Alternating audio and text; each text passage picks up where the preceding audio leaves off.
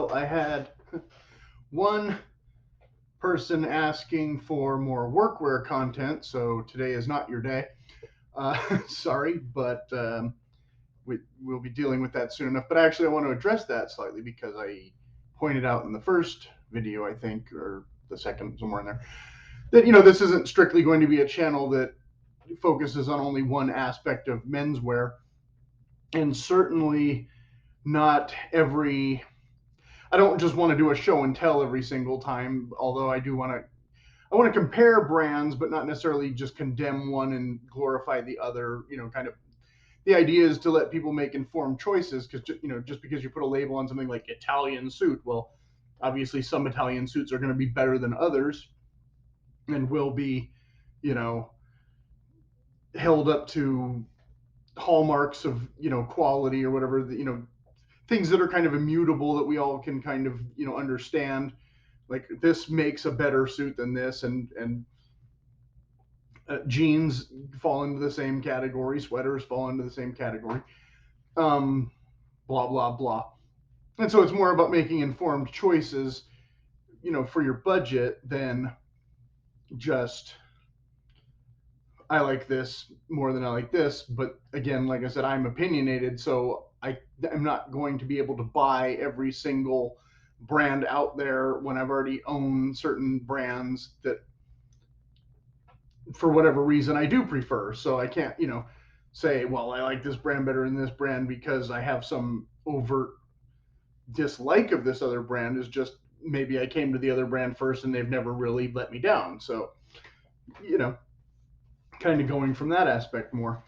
So when it is a comparison, I want to be able to point out, like in today, I'm not dragging out all the sweaters and doing a show and tell today. I have like a 20 picture, so it's slideshow, and that's it. But I can tell you, like, there's two brands. One is like the Irish Knickknacks catalog that I get, and they have sweaters in kind of a cable style, and they tend to run a little smaller. So it's like I get one, and then I'm disappointed at first, then realize, well, that's okay, I can still wear it with a kilt. And then the other one that I get bombarded with the ads around the holidays is the Aran sweater market, and I've bought a few from them, and they seem to run a little bigger, and they seem to be in about the right price range. They usually have a sale, and so fine. This is not one of theirs. This is, again, I'm not limited. If I see something like this and it's like $60 and it's real wool, trust me, it's itchy enough. I changed out of a cozy flannel shirt just to make this presentation, and I'm already like, hopefully, I'm not sweating to death by the end of the next 5 minutes. Whenever I can wrap this up, and of course, it's not uh, March yet. So why is he wearing the bright green leprechaun shirt that goes with literally almost nothing in anybody's wardrobe? But a lot of the other channels, they talk about, if you're doing the capsule thing, you only need one sweater that goes with everything. And I, again, respectfully disagree. I think that is more true if you're working in an office and, you just want to wear the V-neck to be warm. Then, yeah, blue or gray goes with most of your stuff. And you're not going to wear something more bold like this.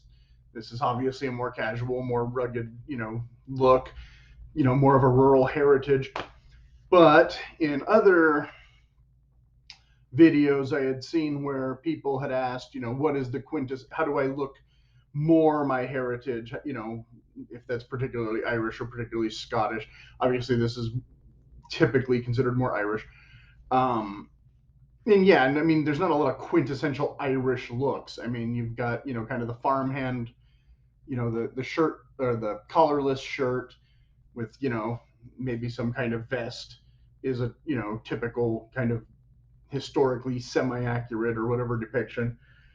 And then you have the chunky sweater, and then you have, the duffer, which is basically the same thing as the previous office wear, the V-neck with a tie, and except maybe more of a tweed coat or just a brown jacket. And then, of course, traditionally more, recently than the old, derbies and whatnot, the flat cap. And so, how hard is it to put together an Irish look?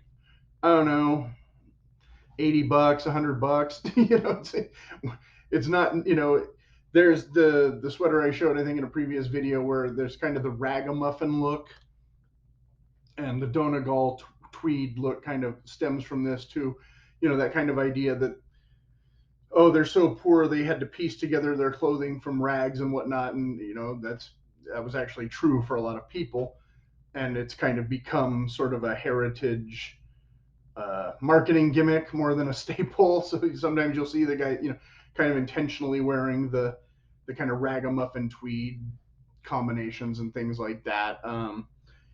This doesn't have the flecks, and whatnot, and a lot of companies have adopted that sort of fleck look.